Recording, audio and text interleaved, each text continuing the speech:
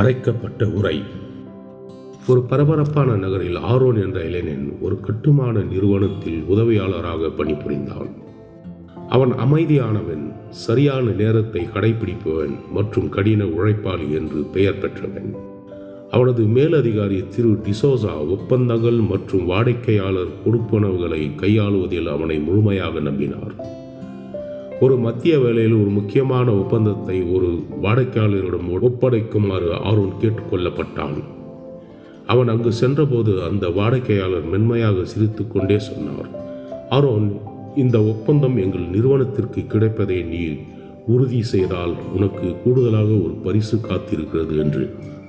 அவர் மேஜையின் குறுக்கே பணத்தால் நிரப்பப்பட்ட ஒரு உரையை தள்ளினார். ஆரோன் ஸ்தம்பித்து போனான். அவனது செலுத்தப்படாத கட்டணங்கள், தாயின் மருந்துகள் மற்றும் அவனுக்கு தேவையான அனைத்தையும் பற்றி யோசித்தான்.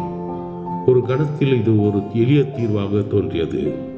அப்பொழுது அவன் தேவாலயத்தில் கேட்ட ஒரு வசனம் நினைவுக்கு வந்தது. நேர்மையாக நடப்பவன் கர்த்தருக்கு பயப்படுகிறான், மாறுபாடான வழிகளில் நடப்பவன் அவரை அலட்சியம் செய்கிறான். ஆரோன் ஒரு நீண்ட மூச்சை இழுத்துவிட்டு அந்த உரையை திருப்பி தள்ளிவிட்டு சொன்னான், என்னால் இதை வாங்க முடியாது. கடவுளுக்கு முன்பாக சரியானதை செய்யவே நான் விரும்புகிறேன்.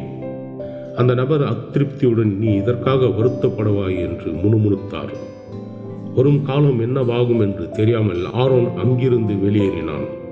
ஆனால் அவனது உள்ளத்தில் ஒரு அமைதி நிலவியது. அது கடவுளை பிரியப்படுத்துவதால் வரும் அமைதி. சில வாரங்களுக்கு பிறகு அவனது மேலதிகாரியை அவனை அழைத்தார்.